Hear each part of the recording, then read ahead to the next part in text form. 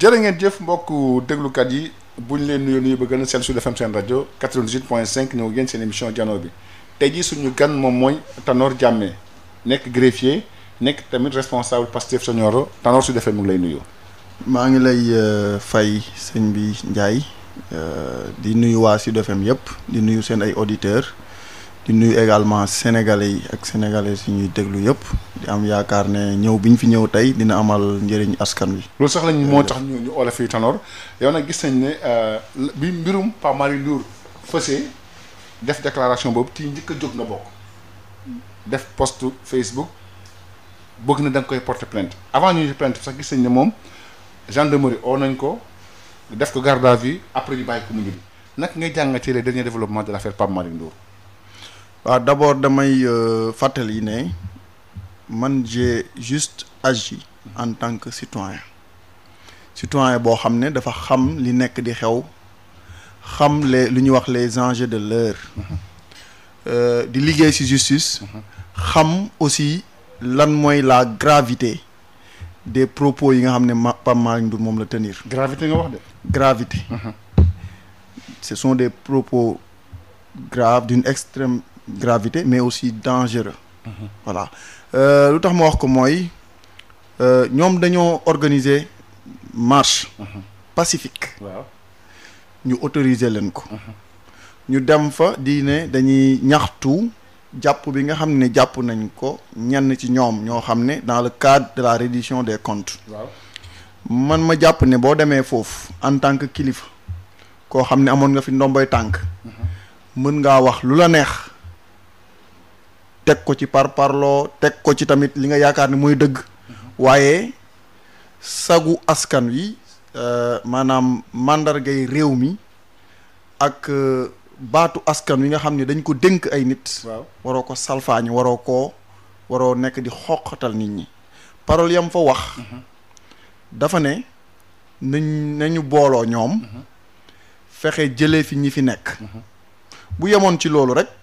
ñun duñ ko ñaawlu parce que parti politique boo gis li mu bëgg mooy diriger jël pouvoir waaw en science politique sax loolu la ñu jàngale l'objectif de toute formation politique c'est de conquérir le pouvoir mais par des voies légales moom yemul ci loolu mu ne nañ fi jëlee ñi fi nekk dem jëli président Macky Sall teg ko fi mu yeggali mandat bi maanaam mandat bi nga xam ne sénégalais yi ñoo voté dénk ko président Bassirou Diomaye nañ ko fi jëlee moom par la force fekk mandat bi jeexagul ñu fexe teg fi Macky Sall pour moom mu ñëw yeggali mandat bi ba pare yamul ci loolu mu ne nañ ñu def gouvernement de transition ñëpp xam nañ mooy lan réew yi nga xam ne dañu nekk ci guuta crise waaw nit ñay reyante bopp yay toj njaboot yi tas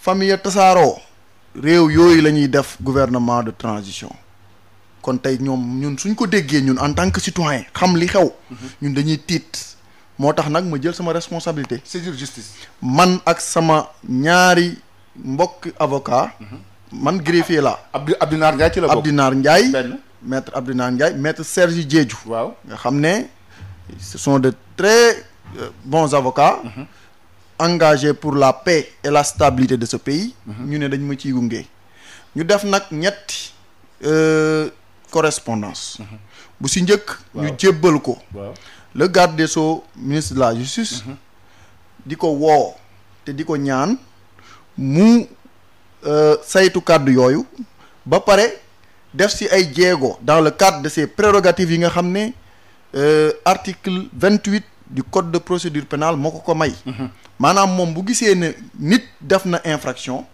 te amaana jàpp na ne lii kat procureur yëgu ko wala boog procureur appréciation bi mu ci def bokkul ak politique pénale bi nga xam ne ñoom moom la ñuy mëne parce que ñoom ñooy déterminer bien sûr la politique pénale la tutelle moo koy déterminer mën na woo mën na bind parce que l'administration écrite mën na bind le procureur général wala le procureur près le tribunal de grande instance ne ko saytul ma lii ba xam li ci nekk ay infraction la wala du ay infraction boobu mooy correspondance bu njëkk bi beneen correspondance bi mooy dañu porter plainte en tant que citoyen sénégalais. section recherche.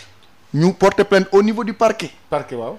porter plainte ba pare en plus ñu def dénonciation donc parquet ñaari correspondance lañ fa déposé le 20 octobre 2025 dénonciation ak li ñuy wooyee plainte yooyu noonu procureur bu jotee ay plainte day régler courrier bi ba mu ko régler da koy imputer ay unité d'enquête wala boog mu classer sans suite wala boog mu def médiation pénale wala mais bu mu ko jotee daf ko imputer section de recherche par soit transmis loolu la ñuy wax soit transmis parce que plainte mën nga defee directement ci unité d'enquête bi wala nga dem def plainte au niveau du parquet boo defee plainte ci parquet procureur day def soit transmis mun na def soit transmis pour enquête tout court mën na def soit transmis pour enquête et arrestation mun na def soit transmis pour renseignement judiciaire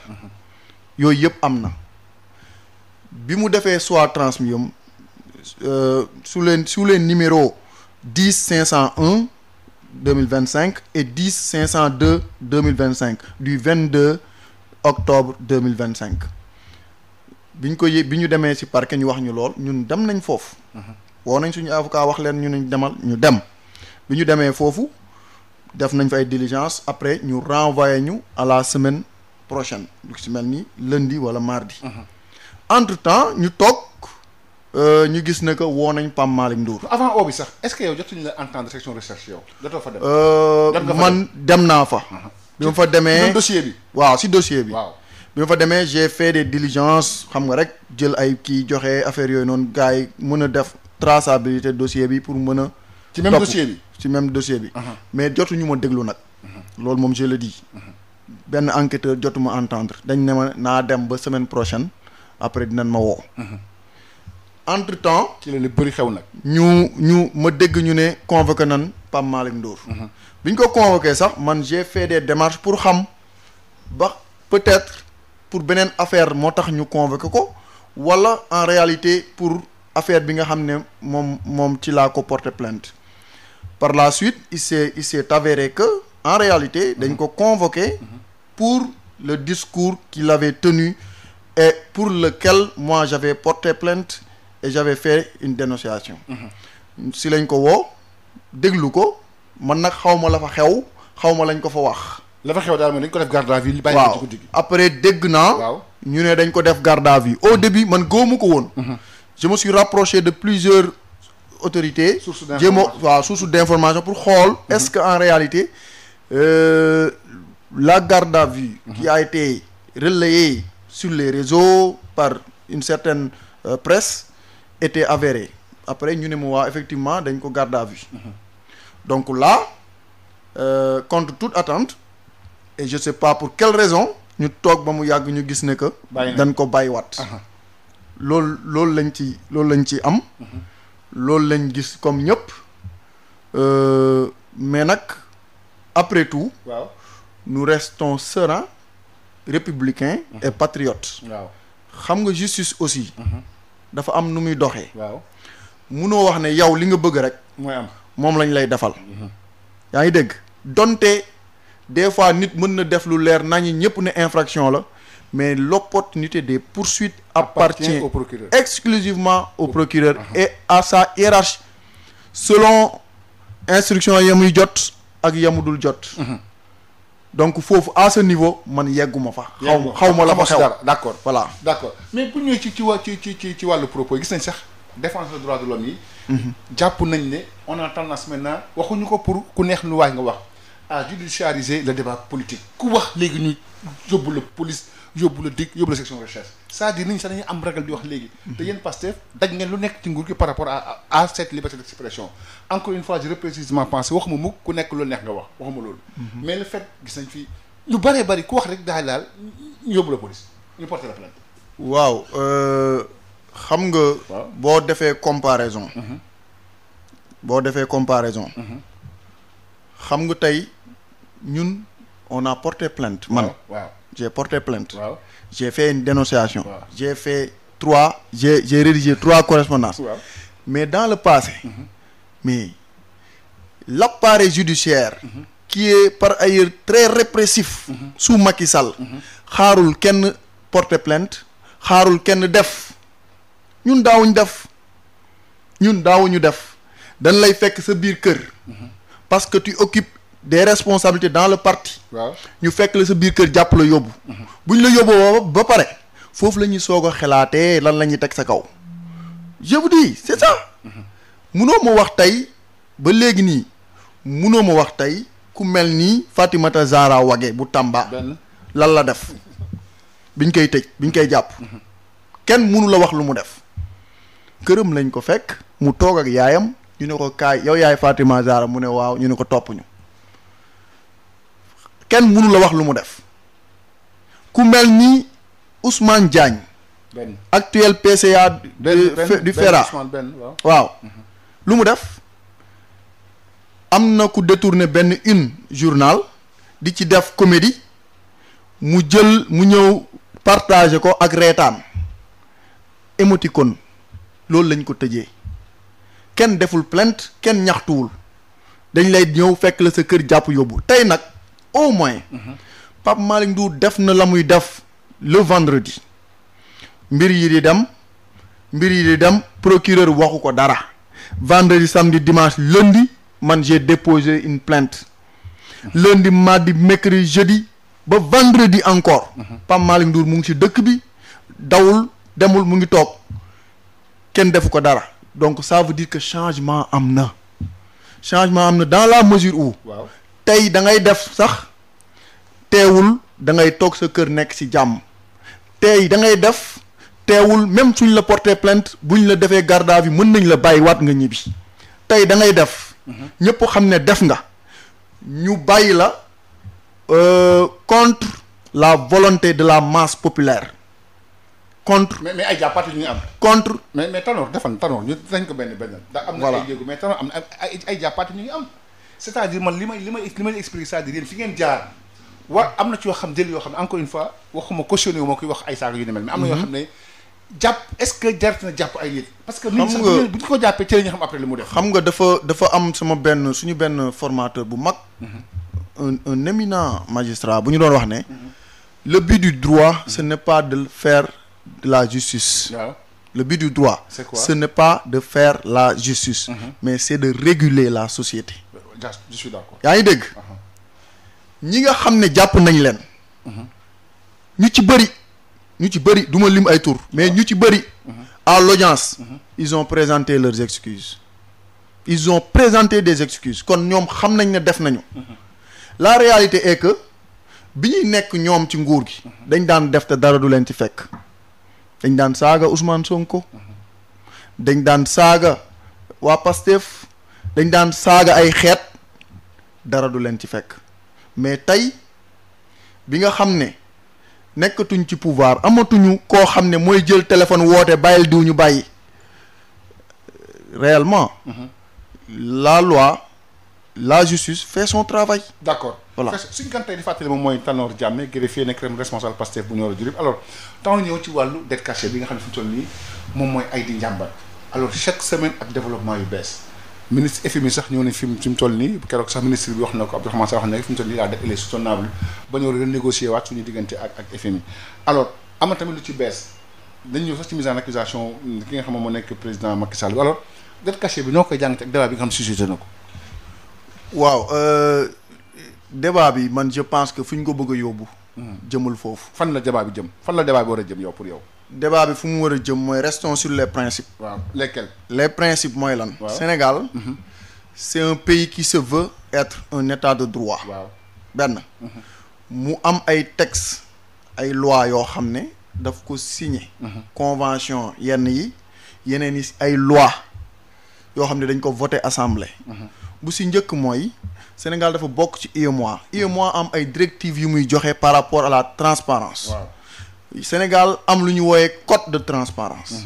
Sénégal am lu ñu wooyee direction de la promotion de la bonne gouvernance pour dire que la bonne gouvernance la reddition des comptes la transparence c'est des principes sacro-saints d'un état de droit. bien sûr loolu moom c'est la loi normale des choses. léegi nag waaw code de transparence dafa prévoir. waaw de même Cour des comptes dañu prévoir. waaw chaque début de mandat.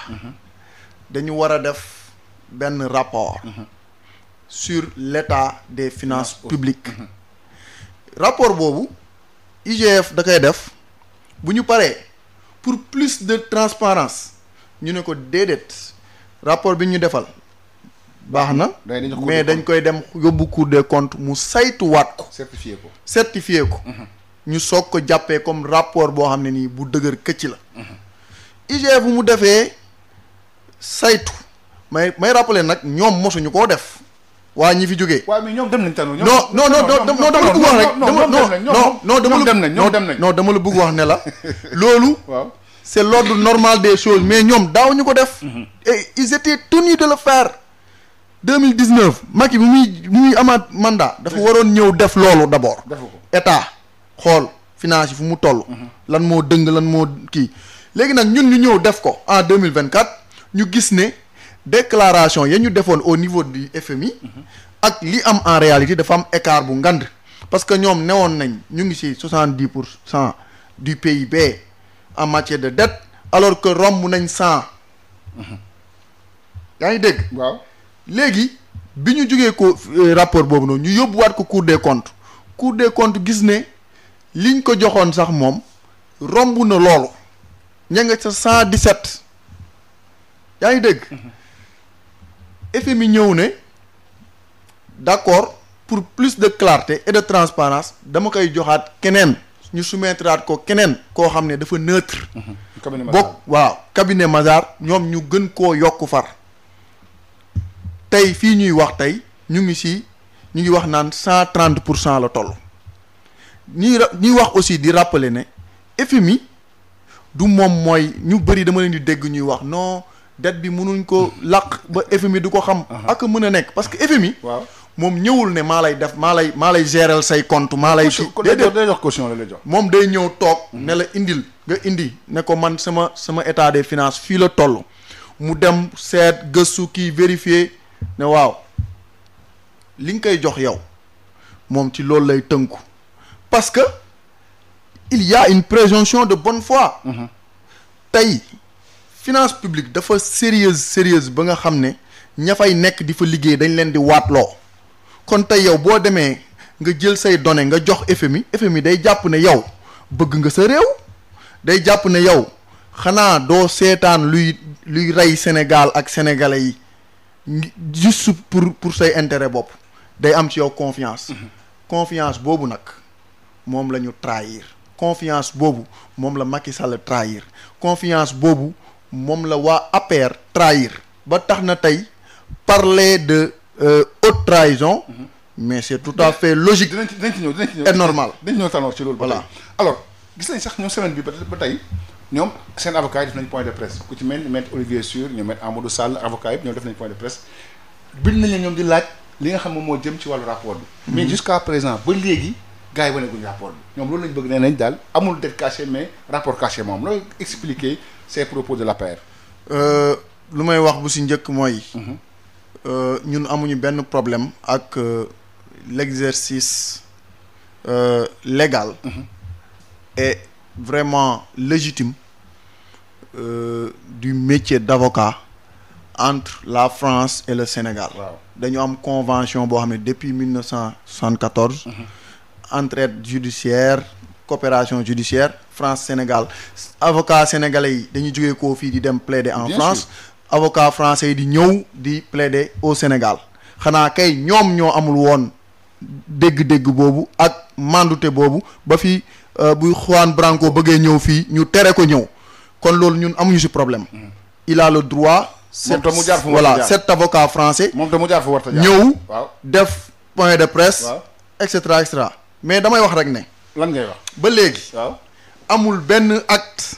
boo xam ne moom mooy accuser wala boog mooy jël ay tuuma teg ko ci Macky Sall. tout ce qui se passe mooy lan il y a des acteurs politiques. waaw yoo xam ne bokk nañ ci mouvance présidentielle bi.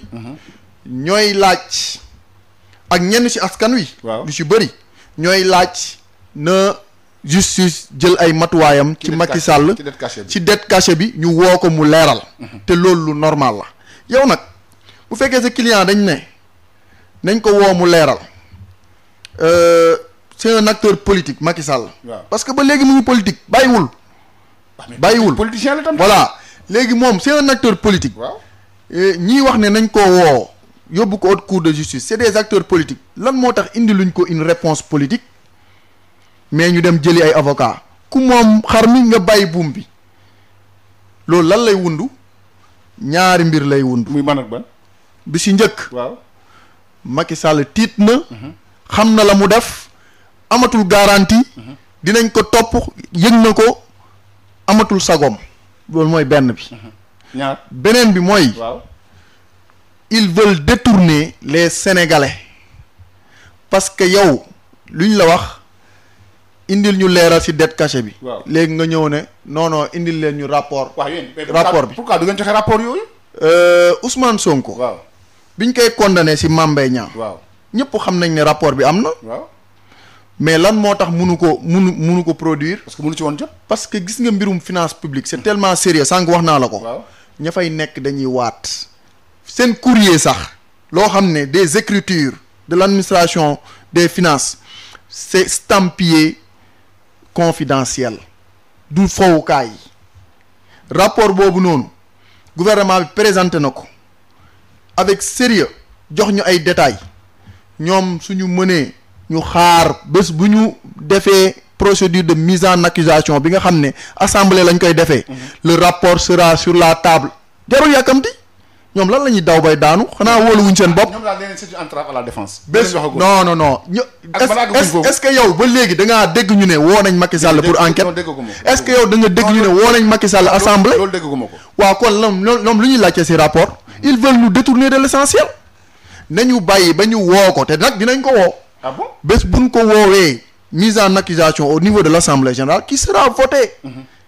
parce que le 3/5 des députés ce sera validé dinañ ko woo mu leeral bu waxul lu leer am na nag présomption d'innocence bu waxul lu leer yoon daan ko dal ci kawam moom gënul Sarkozy mais nekk France ñu jàpp ko yaa ngi dégg te li mu def c'est extrêmement grave milliards yi ñu jël luubal ko milliards yi ñu jël naax saal ko lépp ci turu Sénégal ba pare pasaree ko dinañ wax fu mu dugg ak fu mu jaar. alors comment apprécier la loo tax ñëw ci mise en accusation Macky Sall bi réponse politique de Pastef point de presse bi nga xam ne def nañ ko ñoom Waly Diouf Bodian ñoom Dame Mbodj ak tamit ñoom Bara Ndiaye ñoom ñoo tontu keroog avocat Macky Sall bi. yaa ngi wax léegi c'est affaire politique. waaw foofu nag xam nga nit ñi mën nañu wutee gis-gis. mais man Tanor Diamé. waaw su ma parti bi laajoon sama xalaat. waaw point de presse boobu noonu. duñ ko def. loolu laa gëm quoi. Waly Diouf Bodian. man dama ko naw. ay Ngagne Demba Touré Dame Mbodj parce que ñooñu ñëpp nga lim man dama xaw a bokk ak ñoom tempérament. man je fais partie des plus radicaux de ce parti. man loolu laa gëm dama gëm ne. on doit être intraitable avec ces voyous qui ont pillé les finances publiques. waaye boo seetla bu baax Pastef. damay faral di wax ne. biñ ko sosee ba 2020 Pastef da daan nekk dans la réaction. waaw du anticiper. loolu moo waral. mais parce que il était dans l'opposition. non loolu moo waral. waaw ñu teg ñu lu diis. chargé leen. def ñu lu leen neex. waaye à partir 2021. boo seetloo bu baax foofu la Pastef changé de paradigme. parce que di anticiper les donnes avaient changé. di anticiper. boo xoolee Ousmane Sonko longueur d'avance bu mu am ci ses adversaires politiques mooy il anticipe il a beaucoup anticipé de 2020 à 2024 day jiitu gars yi ci lu bari ñun waruñ nekk dans la réaction. gis nga man lu ma gëm mooy. soo ma defee benn. du ma ñëw di la def benn di xaar ngay def ñaar de. dama lay def fukk wala ma def la téeméer ba yow dootoo xam fooy toog. man loolu laa gëm politique boobu laa gëm. gis nga réaction. Pastef moomul loolu. d'accord. mosuñu ci am ndam ñun lu ñu am ndam mooy lan. action nous devons être dans l'offensive. waaw di njëkk a dóor te ba ñuy dóor nag nañuy xool bu baax fu ñuy dóor. d'accord loolu laa gëm. ñu ñëw ba tey léegi rek ci mbir mi ak tamit mise en accusation Macky Sall bi gis nañ ne dafa am débat boo xam ne posé wu na. mise en accusation toppee ko pour haute cour de justice. mais débat bi dafa posé wu. parce que ñu bëri jàpp nañ ne mën nañ ko toppee haute cour de justice amul dara loo xam ne moo koy cëslaayal ci suñ constitution pour mën a topp kii di Macky Sall te wax nga ne fi mu toll nii par rapport li mu war a def war nañ ko mën a topp alors ce débat sur la mise en accusation de Macky Sall. waaw par rapport à ça. xam nga constitution Sénégal. waaw dafa prévoir je pense 101 article 101 et suivant. kii nu mu koy waxatee haute trahison. waaw haute trahison boobu constitution bi définiru ko. waaw mais théoriciens yëpp définir nañ ko. haute cour de justice. waaw si résolution ba muy voté. waaw à l'assemblée. ñoom ñooy définir est-ce qu'il y a haute trahison ou pas te bu ñu xoolee. dans les faits contenu. dans les faits. waaw dans les faits. waaw la haute trahison mooy lan. est-ce que war bu mag a mag a mag. waaw mooy est-ce que le président de la République a abusé de la confiance du peuple. Est-ce que le président de la République a fait preuve de manquement grave et sciemment loolu c'est important. Est-ce qu'il a fait sciemment preuve de manquement grave par rapport à ses prérogatives de chef de l'État parce que nag dafa waatoon te ba muy waat dafa ne intérêt Sénégal maanaam lépp loo xam ne dafay nërmelal réew mi lépp loo xam ne dafay waroo ak intérêt réew mi moom du ci dox.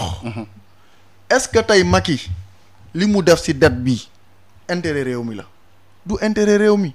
est-ce que ba mu koy def xamoon na ko moo ko gën a xamaatoo. est-ce que li mu def am na impact négatif am na abus de confiance bu ñu mën a constater par rapport ak le peuple am na dañ ko jox dénk ko muy leb di laqatu di ko dugal feneen fu bokkul ak fa mu war a jëm bañ ko déclarer mais loolu wor la. kon jàpp nga ne war nañ ko mën a poursuivre. non mais ça si les faits sont su fekkee ne comme lettre à la poste. Macky li mu def su ko defoon dans un pays développé dans un pays yeneen les pays occidentaux là tey jii kenn waxatu ko tëj nañ ko bu yàgg li mu def c'est extrêmement grave milliards plus près de 5000 milliards ñaata hôpitaux lañ ci mën a tabax ñaata lits d'hôpital lañ ci mën a defar ñaata classe ñaata élèves ñoo ci mën a jàng ñaata prisonniers lañ ci mën a améliorer seen conditions de détention ñaata liggéeykat ay fonctionnaires lañ ci mën a améliorer leurs conditions de travail ñaata jigéen ñoo ci mënoon a am tey foo xam ne dinañ fa mën a jàpp ci dara ba du ñu nekk di taxawaalu ci mbedd yi ñaata jigéen ñoo ci mënoon a am ay maternité yu baax yoo xam ne duñ nekk di wasin ci àll bi. moo tax su ma gisee ñeneen ñi di focaliser wu ci topp bi ñu leen di topp bañ a focaliser wu ci conséquences yu désastreuses yi nga xam ne seen actes yi moom la am ci population bi man damay tiit des gens qui voudraient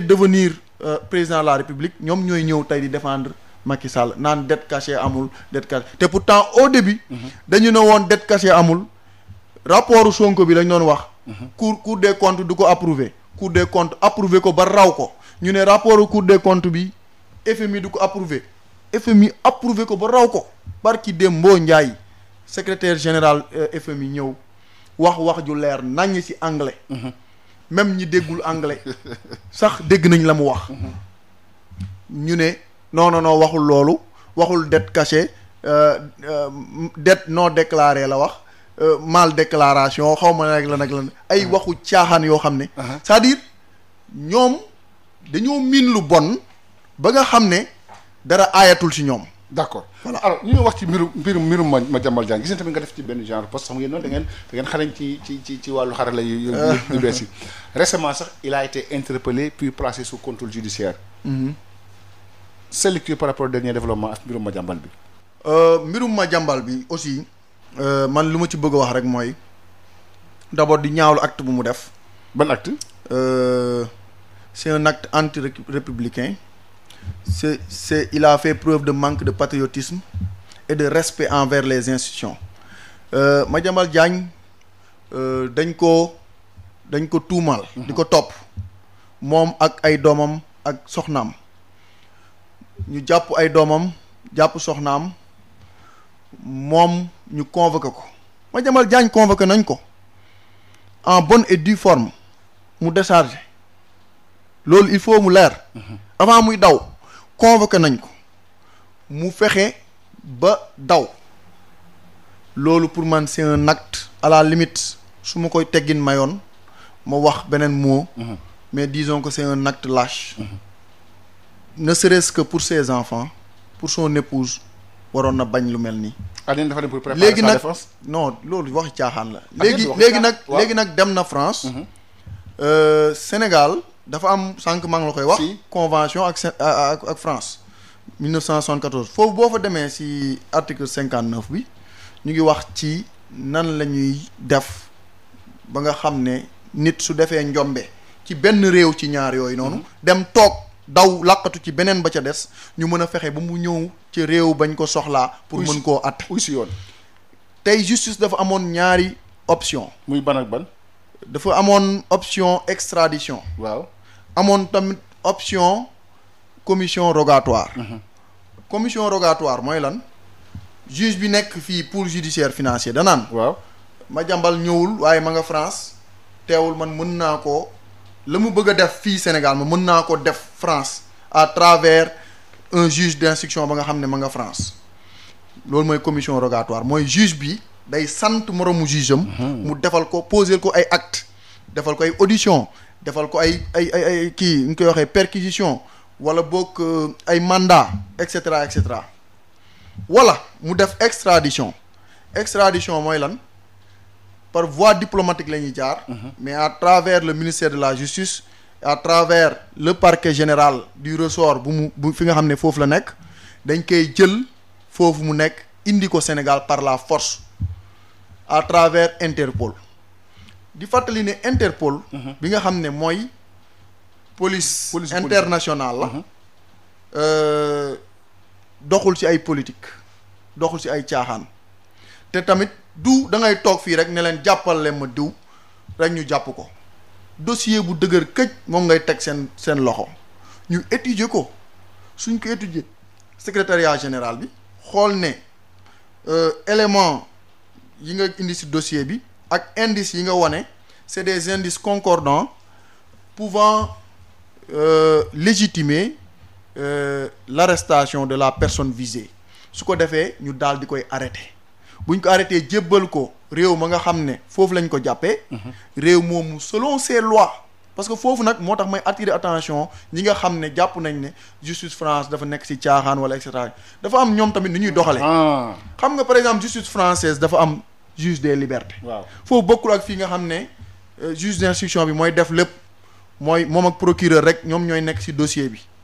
fee dafa am juge des libertés am juge d'instruction am procureur même juge d'instruction bi su bëggee juge des libertés bi day àddu même procureur su bëggee juge des libertés bi day àddu lépp loo xam ne dafay maanaam jëm ci liberté jëm ci wàllum liberté ñoom juge des libertés ba da koy àddu ba pare procédure bi mu ngi en cours jarul ñu yàkkamti man wax naa ko waxati ko Interpol moom ak loo leen mënta waxal ñoom nit ñu kii leen ñu patient lañu. yàkkamtiwuñu dara waaye buñ la bëggee jàpp dañ lay jàpp. waaw ñun xamoon nañ ne dinañ ko jàpp. léegi nag li ci des c'est par voie diplomatique. c'est par la ténacité de l'appareil judiciaire sénégalais pour mën a fexe ba nga xam ne dinañ ñu ko indil fii. yoon def ci moom li war ci moom. man loolu laa ci xalaat. loolu nga ci xalaat sax alors ba tey ñu des ci wàllu actualité politico-judiciaire bi événements yi amoon socio-politique 2021 ba 2024. li nga xam ne xew na si Pastef bi muy jël pouvoir bokk na ci li nga xam ne bokk na ci li tax nit ñi fal ko. parce que les gens mënuñ ta plus de 80 personnes ñàkk seen bakkan. am ay dégâts collatéraux yàqu-yàqu yu bëri te ba amagul ba léegi amul mu war a nekk forage daal di xëddeem. alors noo gisee démarche bi nga xam ne am na ak. cette volonté des autorités de clarifier vraiment ce dossier de 2021-2024. xam nga bi nga xam ne Pastef ñëw na au pouvoir. liñ ci gën a seetlu mooy amoon na yàkkamti. yàkkamti boo xam ne am na ci 54% yi nga xam ne ñoom ñoo votel Bassirou Diomaye. parce que li ñu dund dafa metti dañu dund lu metti 2021 ba 2024. yow jotoon nañu affecté Tambacounda pour sanctionner la. ñun lu nekk daj nañ ko sëriñ bi. lu nekk daj nañ ko. dañ ñoo affecté ba. parce que Pastef nga bokkoon. ba ñu sonn parce que Pastef nga bokk. man sama promo par exemple bokk naa si ñi nga xam ne ñoom lañ gën a affecté man li ma bougé sànq rek fi ma jógee sama promo yi ñu ngi ma ko doon wax. na ma yow dañ laa affecté ba nga sonn. en moins de 3 ans ñu affecté la si presque 4 fois. 4 fois da ngay dem ba nekk stable yow sa njaboot ñooy la jugal. nga dem ba toog ñooy la jugal nga commencé fii sa jàng ñooy la arrêté da ngay dem yooyu yëpp dund nañ ko mais loolu moo gën a ndaw par rapport ak ñi nga xam ne ñi ñàkk nañ seen bakkan ñi ñàkk nañ seen cër ñi ñàkk nañ seen santé. am na ñoo xam ne ba léegi ñu ngi faju j'en connais des malades qui sont vraiment ñooñu amatul vie de famille chaque 2 jours 3 jours ñu feebar ñeneen ñi feebaru bopp j'en connais à Tamba gis naa fa kii yoo ex détenu yoo xam ne mooy loolu instant bi ils sont traumatisés moo tax ñu ngi rafetlu tey maa ngi dégg ñu ne président Ousmane Sonko war na leen recevoir. Donc loolu yëpp boo ko boolee nga xam ne il y a 2 choses yoo xam ne dafa nekk ci justice bi. muy lan muy la précaution que doivent prendre les pouvoirs judiciaires. pour bañ les autorités judiciaires pour bañ a entacher procédures yi de vice. c'est-à-dire. maanaam c'est des procédures extrêmement sensibles. wàllum torture la. wàllum crime contre l'humanité la. wàllum pratique dégradante yooyu dafa doon loo xam ne te ba mu xeweek léegi dafa xaw a yàgg. donc il faut ñu jël le temps de bien. mais loolu la Ousmane Diagne waxoon. loolu Ousmane Diagne wax waaw. Ousmane Diagne loolu la waxoon. pratiquement ñu am le temps régler problème bi. waaw mais nag. waaw mais nag. ngeen ne dafa yéex. teg ko pression da nga war a gaaw waaw mais nag. loolu. warul tax. ñuy sàggane. comment dirais-je l'obligation. de régler cette situation l'obligation c'est une obligation. voilà. parce que ay nit dañ see ñàkk seen bakkan. voilà. gis nga ñu bëri sax dañuy wax mais gis nga président Ousmane Sonko dafa jàmbaare rek mais moom mi war nañ ko xool bu baax ndax man personnellement c'est ce que je dis dama seetlu ne président Ousmane Sonko depuis ñu sotti ko benn poison. depuis boobu ba léegi. li muy tawat li ngay dégg ñu ne président Ousmane Sonko tawat na bari na législative yi mujj rek président Ousmane Sonko day tawat loolu luñ jar a seetaat la est-ce que poison boobu ñu sotti woon ko ba léegi jógee na ci moom loolu lu jar a seet la donc lu ñu dund dafa metti xale yoo xam ne defuñu dara lu ñu def rek mooy bokk ci parti nga téeleen di rey téeleen di tëj Macky Sall ak ñamu àndal man je les appelle des fossoyeurs de la République ay reykatu xale lañ ay reykatu doomu aadama lañ ñoom ñoo ko fi def. mais gis nañ tamit dossier bi tamit dafa mel ni ay patate chaude la patate tàng seen loxo gis nañ pratiquement ci entité yi am na entité yu bëri yoo xam dañoo jóg pour loolu am ñoom Diop tey fii ñu baal ma touriste sax. ñoom Assane Dramé fi c'est-à-dire. Pastef n'a pas encore réussi à structurer les entités différentes entités des détenus politiques. pour pouvoir jàppale xale yi sur le plan politique ñu régler problème bi. xam nga dafa am loo xam ne. pour man Pastef. waaw et wax naa ko fu nekk autorités yi ma toogal yëpp wax naa leen ko. Pastef dafa am loo xam ne daf ko xaw a raté un peu. muy lan au début. mooy les instances du parti. waaw dañu am organisation. bu doy waar bu mucc ayib ci détenus politiques yi. mais bi ñu ñëwee ci pouvoir bi. waaw kay. ils n'ont pas transposé cette organisation-là en étant au pouvoir je m'explique. prisonniers yi est-ce que xam nga ne bi ñu génnee. waaw kenn ku nekk ci ñoom. Pastef moo la faj. séance tenante prise en charge jox la passe man keroog bi 39 xaw ma j'oublie le nombre mais 39 xaw ma 49 détenus politiques yi di génn à Tamba. maa ngi taxawoon Fatima Mbeng benn que je félicite. moom moo nekkoon coordonnatrice commission moom moo géré woon président kii commission sociale bi dañuy jox détenu bu nekk paas ku ci am tawat ñooy la demal ci hôpital diw pour ñu faj la mais loolu noonu biñ ñëwee au pouvoir xam nga parti bi mënul par exemple jël instance boobu nuñ ko tëggee noonu. waaw ñëw indi ko dans l'administration parce que fii c'est l'administration. C'est le public. waaw c'est la gestion de la chose publique. donc ministère des solidarités moo ko gérer. pour man dysfonctionnement bi foofu la amee. dysfonctionnement bi foofu la amee base de données bu ñu amoon au niveau de la commission. sociale. waaw moom lañ waroon a jël continuer liggéey bi au niveau du ministère des solidarités. liggéey ak moom. parce que base boobu base bu dëgër la woon ma xam ci ñoom Habib Kane ñi nga xam ne ñoo fa nekkoon. l'actuel PCA de la fonction publique locale. ñooñu liggéey ci liggéey bu am solo taxawu xale yi taxawu mag ñi nga xam ne dañ leen jàppoon même les blessés pour man base de données boobu waruñ ci woon a changer dara dañ ko waroon continuer di ko liggéey man loolu laa gëm.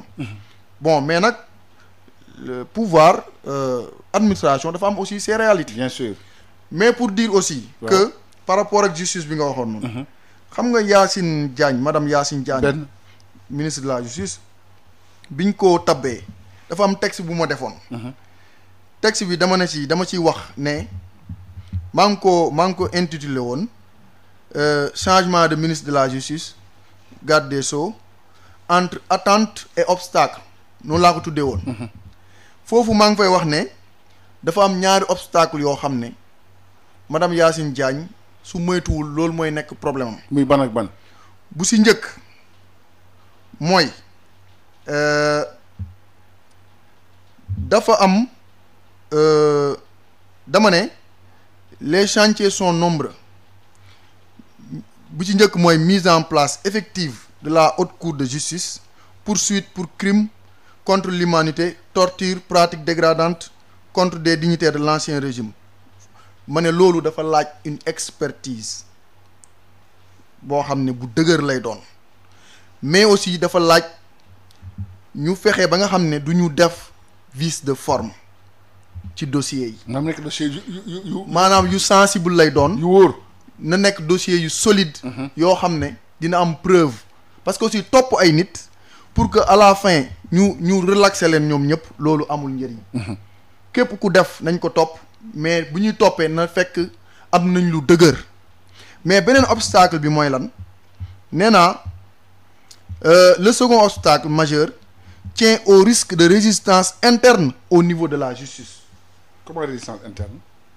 waaw foofu dama ko wax dama ne. ci nan dama ne. waaw une partie importante de la magistrature et de l'appareil judiciaire ne partage pas la vision de Pastef loolu mooy dëgg. parce que même le président Ousmane Sonko le président du parti premier ministre génn na fi dénoncer loolu.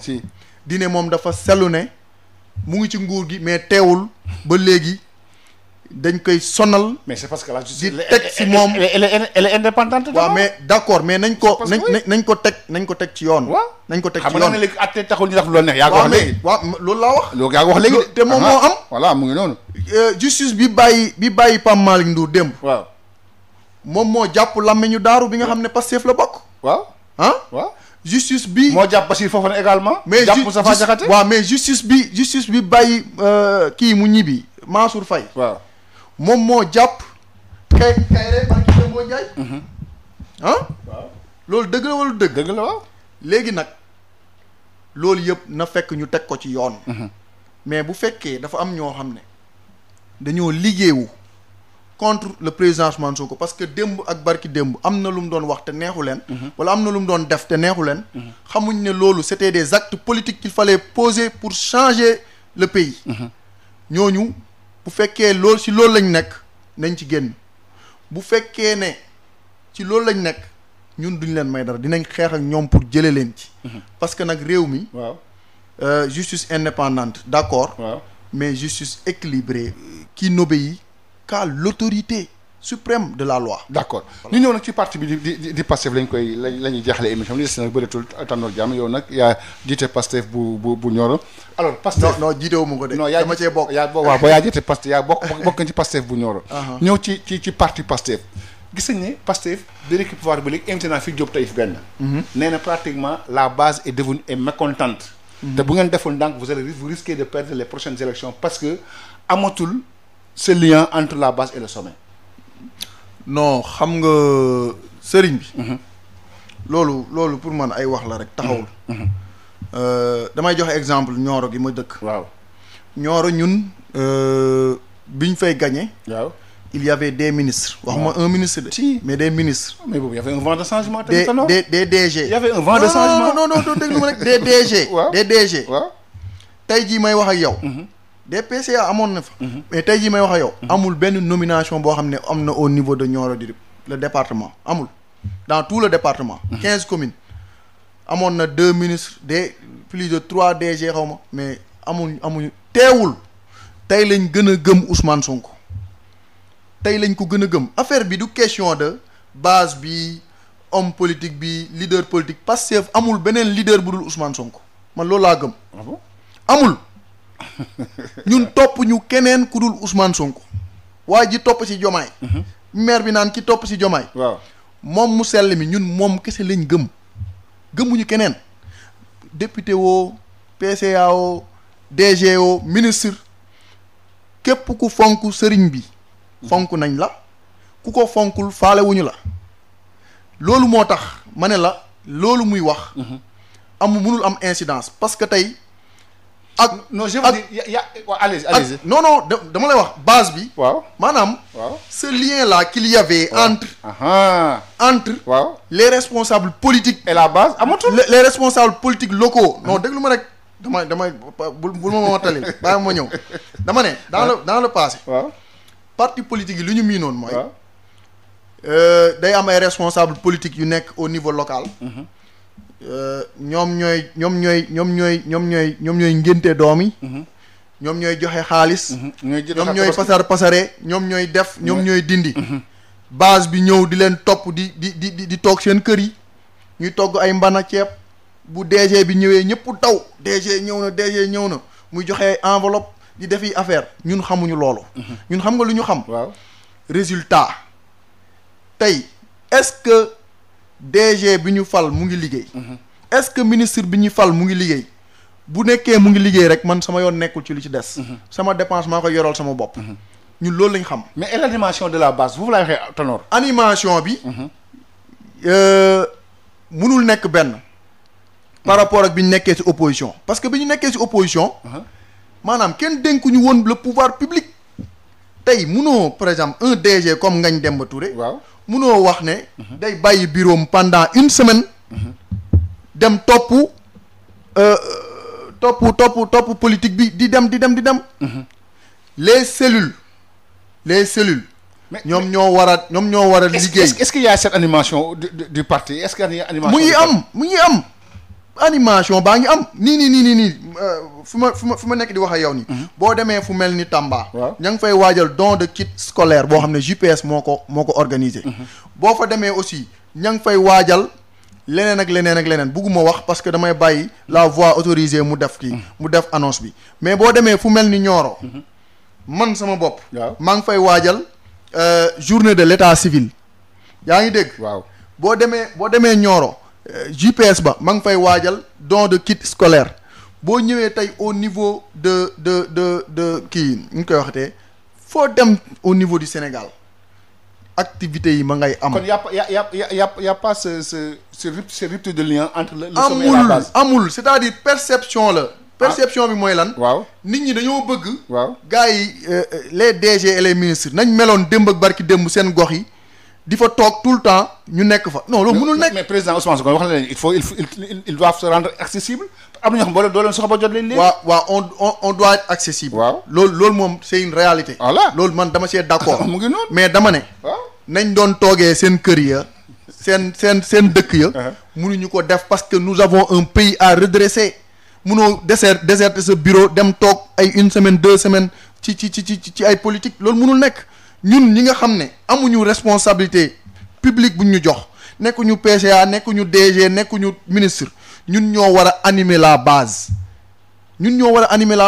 loolu mooy dëgg. mais yow peut-être gis-gis bi du gis-gisu gars yi. non mais loolu mooy dëgg parce que ñun bés bu ñu jeexalee suñu mandat. kenn duñu laaj. est-ce que politique woon nga wala nangam na ana base beeg nangam lu ñuy laaj résultat. sénégalais yi foofu la ñuy xaar. foofu la ñuy xaar loolu mooy rupture. te loolu lañ war a góorgóorlu ba nga xam ne dinañ ci def ay jéego. d'accord waxtu bi tëréew nag jeex na ñu bàyyi la nga tàggatoo mbokk déglukat yi Tanor. waaw damay tàggatoo d'abord en vous remerciant. ci invitation bi di wax ne rek mbégte la pour ñun di ñëw ci kër gu toll ni Sud FM nga xam ne. C'est un organe de presse boo xam ne dafa am équilibre de traitement mais aussi dafa am professionnalisme muy organe de presse boo xam ne bu ñu naw la ci liggéeyam mais aussi di remercier di féliciter tous les patriotes yi nga xam ne ànd nañu ñun fan yi ci démarche yi ñu nekkoon di ci affaire Pape Malick waaw di ci beral loxo samay avocat maître Serge Diédhiou ak maître Abdina Ndiaye waaw mais aussi di nuyu di féliciter tey remercier Pastef Nioro di woo le président Ousmane Sonko dina ko moom mooy président parti bi Pastef Nioro nag ñu ngi koy ñaan mu bàyyi leen xel bu baax parce que ay jàmbaar ñoo fa nekk ñun nag dañoo amul woon dàmbooj mais la bataille de Nioro a eu lieu te moo gënoon a métti fuuf bu dàmb bu Kaffrine bi 20h ba 4h du matin ñu ngi xeex pour Diomaye dugg ci dëkk bi le candidat Diomaye 20h ba 4h du matin moo loolu moom moo ko waxal boppam président Diomaye moo ko waxal boppam bataille bu gën a mag boobu amul def nañ ñu lu nekk jour boobu le coordonnateur Massamba Dieng que je salue au passage a été arrêté ñu def lu nekk ba fexe ba mu génn donc ñoom Nioro ay jàmbaar ñoo fa nekk ñu ngi ñaan le président Ousmane Sonko et le premier ministre Ousmane Sonko et le président de la République Bassirou Diomaye Diakhar Faye ñu bàyyi xel waa Nioro d'accord waaw jërëjëf Tanor Diamé di fàttali nag responsable Pastef nga fële ci diwaanu Nioro tamit greffier émission bi dañ ko tegaat suba lundi après le journal de 22h merci également El Hadj Aline Badara Socé rendez-vous dimanche ci beneen émission Jano bi jàngeen jëf